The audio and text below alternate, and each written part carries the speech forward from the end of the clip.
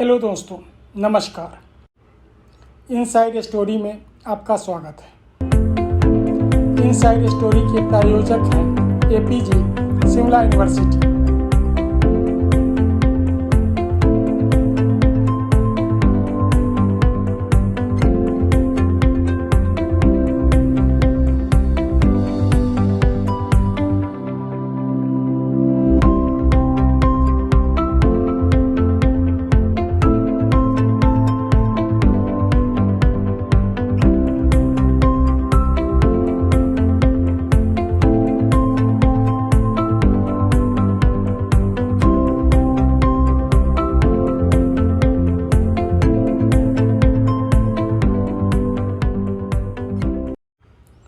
गुजरात के सूरत से एक बड़ी खबर आई है। उसमें राहुल गांधी की सदस्यता को लेकर के आदेश दिए गए हैं। इससे राहुल की सदस्यता खतरे में पड़े या ना पड़े, ये तो बहस का मुद्दा है, लेकिन इस मामले को लेकर के देश की मीडिया अब तेजी से दो भागों में बंटने लगी है। एक गोदी मीडिया जो उनके पक्ष में दलीलें देने से न थक रहा है, और दूसरा गोदी विरोधी मीडिया जो उनके भी समर्थन में पूरी तरह से खुलकर उतर आया है।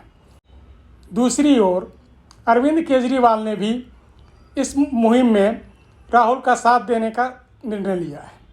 राहुल के साथ साथ उन्होंने पूरे मामले को लेकर के प्रश्न चिन्ह उठाए हैं।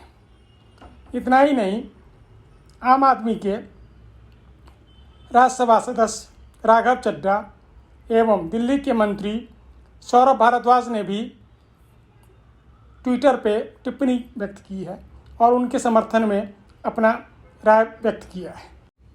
यहाँ यह जानना जरूरी है कि सूरत की अदालत में क्या चला था। सूरत की अदालत में राहुल गांधी के ऊपर 2019 में एक दिए गए बयान में, जिसमें उन्होंने मोदी सरनेम को लेकर के दिया था, उसको लेकर के मानहानि का मुकदमा दर्ज किया गया था और उस मामले में उन्हें सज़ा सुनाई गई है। सज़ा पे ही बहस शुरू हो गई है, क्योंकि उन्हें 30 दिन के अंदर ही अपील करने को कहा गया है, जबकि नियमानुसार 90 दिन का समय होता है।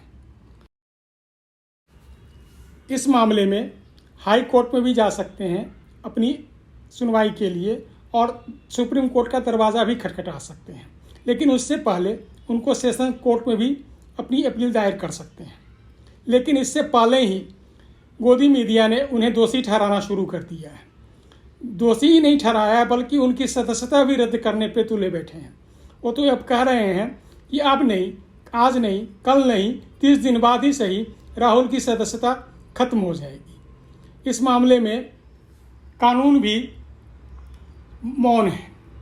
मौन इस तरीके से है कि जब तक इस बारे में स्पष्ट निर्णय नहीं आ जाता है, तो लोकसभा अध्यक्ष चाह करके भी ओम बिरला कोई अपना फैसला नहीं सुना सकते हैं। तभी तो 13 विपक्षी दलों ने लोकसभा में एक बार फिर हंगामा शुरू किया, और इससे पहले लोकसभा अध्यक्ष के खिलाफ नारेबाजी भी की।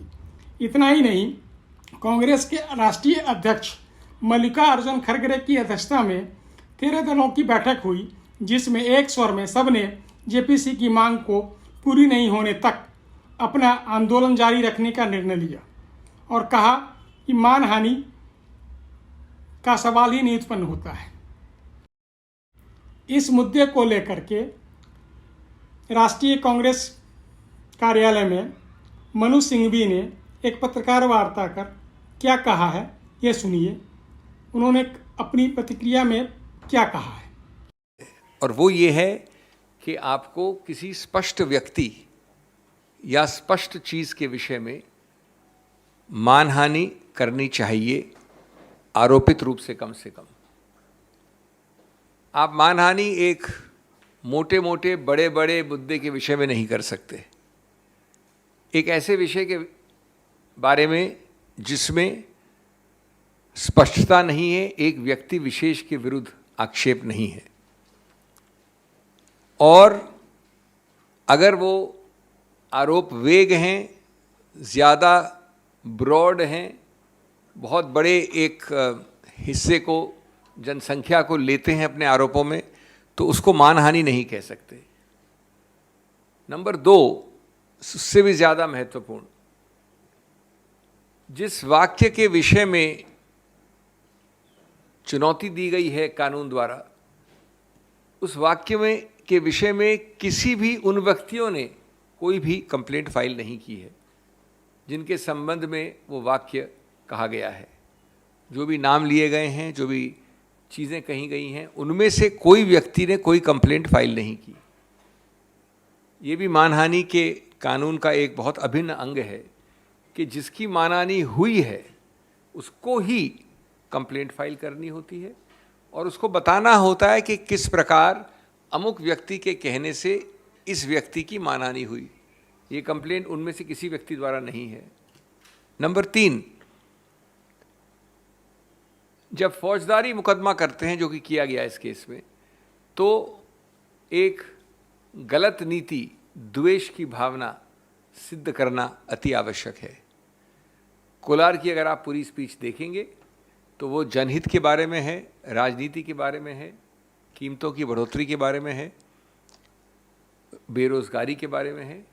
उसके दौरान अगर ये वाक्य, जिसको आज आपत्तिजनक माना गया है, जिसको भी चुनौती दी जाएगी ऊपरी अदालतों में, तो भी ये नहीं कह सकता कोई भी कि द्वेष की भावना से, बदमिजाजी से, जानबूझकर, जिसको मैलाफिडे इंटेंट कहते हैं, मैलिस कहते हैं कानून में, ये एक अनिवार्य अंग है इस आरोप का। और जब तक ये साबित नहीं होता पूरे संदर्भ से, तब तक आप नहीं कह सकते कि ये ऑफेंस बना है। ये पूरी तरह से इस केस में साबित नहीं हो सकता है क्योंकि वाक्य, संदर्भ एकदम अलग था। चौथा, और ये चीज़ें अभी जैसा मैंने कहा इसके डिटेल्स चेक करने हैं, लेकिन जो अभी उनको अभी तक तथ्य मिले हैं उसके अनुसार ये मामला काफ़ी अरसे तक एक मैजिस्ट्रेट मिस्टर एक्स के सामने था। जब वो वहाँ था तो याचक ने, कंप्लेनेंट ने बड़े कोर्ट में, हाई कोर्ट में जाकर इस पूरे प्रक्रिया का स्टे ले लिया, रुकवा दिया उसको काफ़ी अरसे। सैद्धांतिक तौर पर एक दूसरे के ध्रुव विरोधी रहे केजरीवाल और राहुल गांधी के बीच में गाहे बगाहे इस मुद्दे को लेकर के दोस्ती की डोर की परवान चढ़ने लगी है। कल तक मनीष सिसोदिया को लेकर के चुप रहने वाले राहुल गांधी और नेशनल हेराल्ड मामले में भी चुप्पी साध लेने वाले केजरीवाल ने अब अपना स्वर बदल दिया है। इसका दूरगामी प्रभाव भारत की राजनीति में पड़ने वाला है। कहने का अभिप्राय यह है, यदि सब कुछ ठीक ठाक रहा, वह दिन दूर नहीं जब राहुल के साथ भी केजरीवाल एक मंच पर नजर आएंगे। कहने का अभिप्राय यह हुआ कि अगला चुनावी बिगुल फूंक दिया गया है।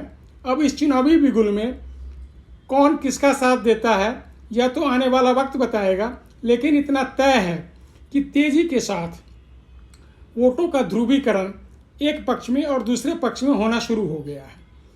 देखते हैं इसका फैसला क्या होता है। यदि यह स्टोरी पसंद आई हो, इसे लाइक करें और सब्सक्राइब करना ना भूलें। धन्यवाद।